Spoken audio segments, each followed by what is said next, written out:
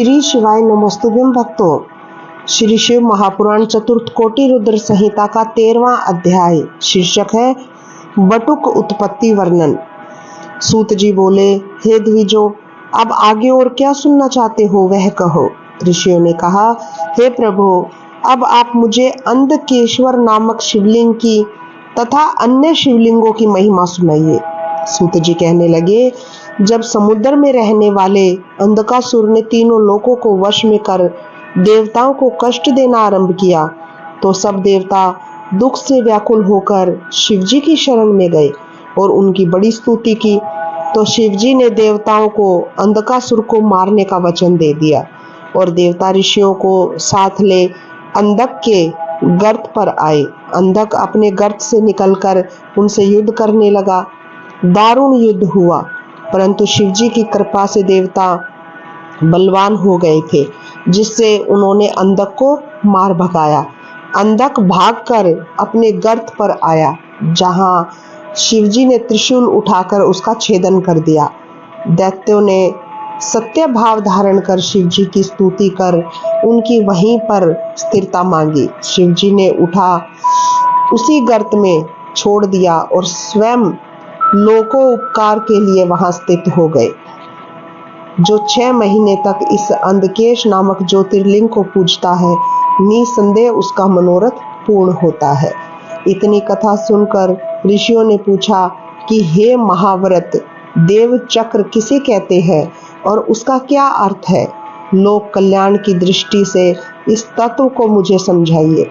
सूत जी कहने लगे, दधीची नामक एक बड़ा ही शिव भक्त ब्राह्मण था, जिसके एक पुत्र और पुत्रवधू भी थी, परंतु पुत्रवधू दुष्ट कुल की थी और उसका नाम दुकुला था। एक समय जब जाति के संयोग से दधीची को दूसरे ग्राम में जाकर रहना पड़ा तो उस गांव वालों ने उस पुत्र और पुत्रवधू को अन्यंत्र जाने पर बाध्य किया। वे दोनों दूसरे ग्राम को चले गए।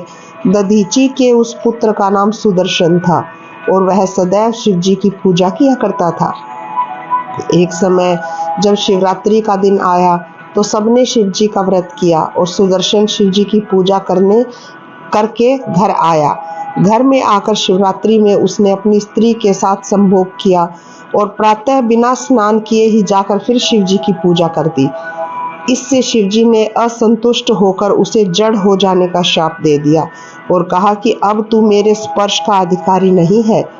इतने में शैव श्रेष्ठ दधीची ग्रामांतर से वहां आ गए और पुत्र के प्रति शंकर का शाप सुनकर दुख से रोने लगे। वे उनके सुख के लिए भक्ति पूर्वक पार्वती जी की पूजा करने लगे। सुदर्शन ने भी चंडी पूजन के विधान सहित महान भक्ति से शुभ मंत्रों द्वारा भगवती गिरजा की पूजा की। तब उनकी सेवा से प्रसन्न होकर देवी पार्वती ने सुदर्शन को शंकर जी की गोदी में डाल दिया।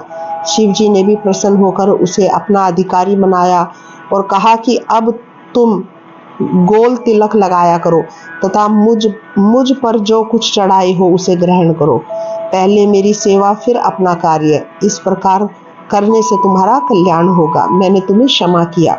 ऐसा कहकर भगवान शिव जी ने उसके चारों पुत्रों को बटुक रूप से चारों दिशाओं में अभिषिक्त कर दिया और चंडी पुत्र सुदर्शन को अपने निकट रखकर पुत्रों को अनेक वरदान दिया। इस प्रकार शिव ने जगत के हित के लिए बटुकों की स्थापना की और कह दिया कि जो तुम्हें पूजेगा वह मेरी पूजा के समान होगा। शुभ अशुभ किसी भी कार्य में बटुक का त्याग करना योग्य नहीं है, क्योंकि प्राजापत्य और भोज्य में बटुक ही विशेष है। इस प्रकार श्री शिव महापुराण चतुर्थ कोटि रुद्र संहिता का 13वां अध्याय समाप्त होता है। श्री शिवाय नमस्तुभ्यं भक्तों।